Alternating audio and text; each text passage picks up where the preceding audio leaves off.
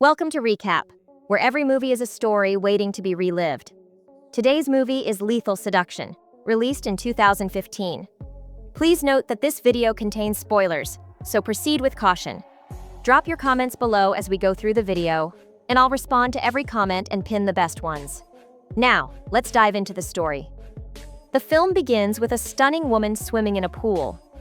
The scene then shifts to a senior high school student named Mark, who is on his way home with his best friend Walter. On their way, they encounter two middle-aged women. Walter tries to flirt with them, but the women ignore him and move on. When Mark arrives home, he is surprised to find an 18th birthday celebration that his mother, Tanya, has organized for him. Among the guests is Melanie, Mark's longtime crush. Later, Mark catches a glimpse of Melanie in the bathroom as she prepares for the pool party. She asks Mark to help tie her bikini, but before he can, Tanya steps in and ties it herself. Tanya is extremely protective of Mark, which makes it hard for him to get close to Melanie. As the party progresses, Mark watches Melanie swim in the pool from a distance. Nearby, Randy, Tanya's colleague who has feelings for her, assures Mark that he's always there if Mark needs anything. Walter interrupts Mark's quiet moment and suggests that in order to get closer to Melanie, he should find a way to get Tanya out of the house. Mark, being an only child, has a close bond with Tanya, especially since his father passed away when he was young. This loss is the reason Tanya is so protective of him. To carry out Walter's plan, Mark suggests to Randy that he take Tanya out on a dinner date the following evening. With Tanya gone, the boys can have the house to themselves and throw a real party. That night, while Tanya is out with Randy, Mark remains awkwardly quiet around Melanie. Meanwhile, Walter makes a move on Melanie's friend, leading to an intimate moment between them. Melanie tries to initiate something with Mark, but he hesitates, and nothing happens. Their party is soon interrupted when a deacon shows up, requesting that they join a Bible study session. It is revealed that Tanya, being overly protective, asked the deacon to check on Mark while she was away. The next morning, Tanya makes pancakes for Mark, and then asks him to pick up some items from the hardware store. While at the store, Mark encounters Carissa, a middle-aged woman who mistakes him for an employee. Although Mark clarifies that he doesn't work there, he ends up helping her and provides a detailed explanation of the item she was looking for. Mark seems captivated by Carissa and watches her as she leaves. Outside the store, Carissa asks if he could help her install a shower head at her home. Mark is hesitant because he needs to return home and assist his mother. But when Carissa offers to compensate him, he eventually agrees. Mark replaces the shower head in Carissa's bathroom. When he informs her that the task is finished, Carissa removes her robe and states that she must test it. She then asks Mark if he wants to try it out with her. Feeling tense but trying to gather his confidence, Mark takes off his clothes, enters the shower, and begins an intimate interaction with Carissa. Throughout the day, the two engage in intimate relationships in various places around the house, including the kitchen, bedroom, and even the shower again. Later, when Mark returns home, his mother, Tanya, notices that he seems unusually delighted. That evening, while relaxing by the pool, Mark confides in his best friend Walter about his affair with the wealthy woman. Walter is stunned by Mark's revelation. Later that evening, Tanya questions why her son is dressed so elegantly. Mark responds that he has a date. When Tanya asks if it's Melanie, Mark clarifies that it's someone else. As Mark leaves for his date, Tanya watches him from the window, commenting on how his new high school girlfriend drives a very nice car and must be rich. During their date, Mark talks about the app he has been working on. Carissa mentions that she has a contact at Intel who might be interested in it. Mark becomes excited, but Carissa hints that she expects something in return for her help.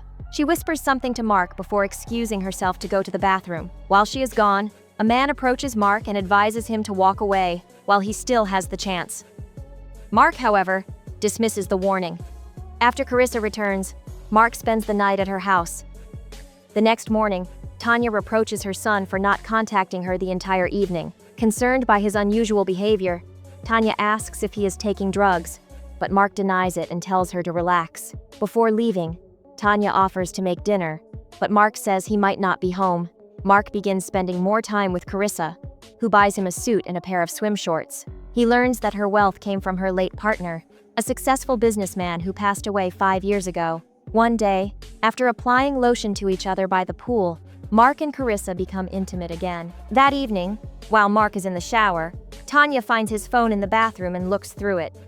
She discovers that the woman Mark is involved with is named Carissa, Later, it is revealed that Carissa takes medication and seems to be experiencing a mental breakdown as she shatters a mirror in frustration. Unexpectedly, Carissa visits Mark and Tanya at their home. Tanya is shocked to discover that Carissa is closer to her age. The atmosphere during dinner is tense and uncomfortable. During the conversation, Carissa brings up the app Mark is developing, suggesting that it has the potential to be very successful. She even implies that Mark might not need to go to college if the app succeeds. Tanya becomes furious and insists that Mark cannot give up his Princeton scholarship. Hoping to ease the tension, Mark tries to involve Randy, but his efforts are in vain. Tanya declares that she does not approve of their relationship, to which Carissa retorts that Mark is no longer a child. Tanya loses her temper and insults Carissa, prompting her to leave. Mark apologizes to Carissa, but she tells him that real men make their own decisions and don't seek their mother's permission. Meanwhile, Tanya, determined to discipline Mark, notices him leaving with Carissa. When they arrive at Carissa's house, she ties Mark to the pool handrail and initiates an intimate interaction. At one point, she almost drowns him in the water. While this is happening, Tanya does some online research about Carissa and discovers that she is a widowed woman whose late husband is also a successful millionaire. The next morning, as Mark and Carissa wake up together, they hear an unexpected knock at the door.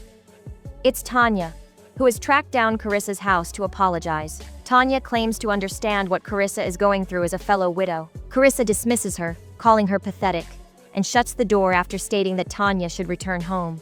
Tanya insists that Mark will eventually come to his senses and leave Carissa, but Carissa is skeptical of this claim. Carissa suggests that Mark move in with her, but he hesitates, explaining that his mother still needs him and that he is preparing to leave for college in a month.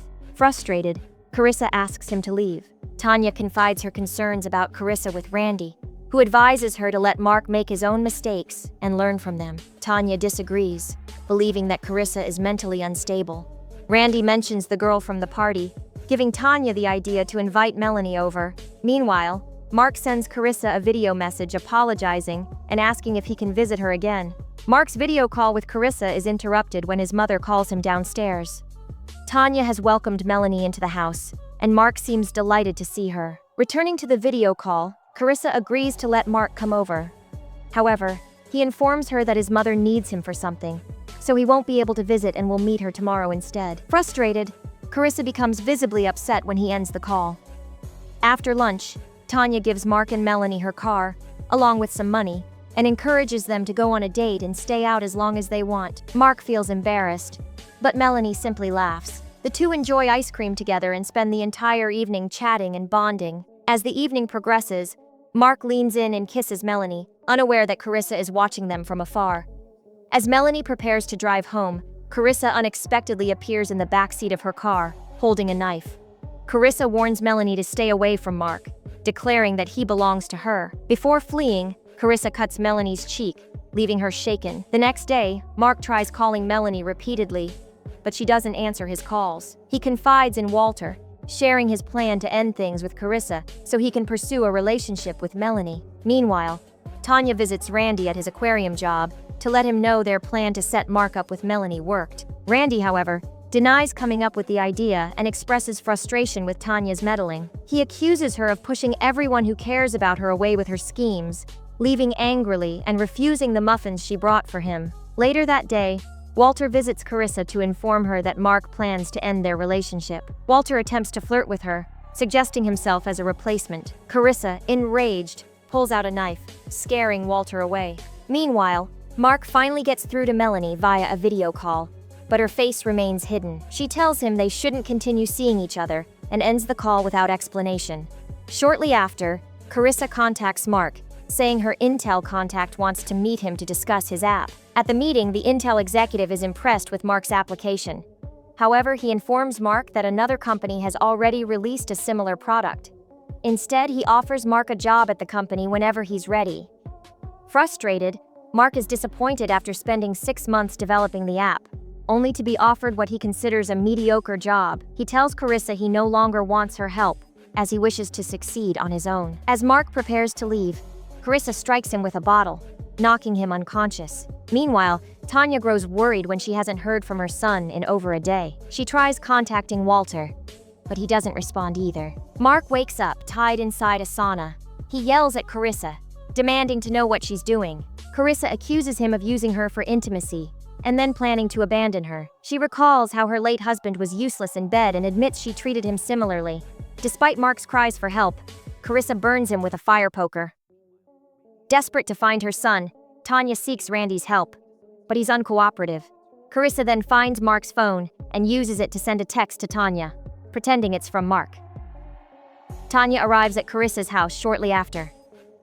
Carissa invites her in and chats with her, claiming she doesn't believe in unconditional love because children can grow up and reject their parents. Carissa hands Tanya a pair of handcuffs, telling her to put them on if she wants to see Mark. Tanya complies, and Carissa brings her to the sauna, where Mark is restrained. Carissa leaves Tanya with a weapon, giving her a grim choice: kill herself or her son.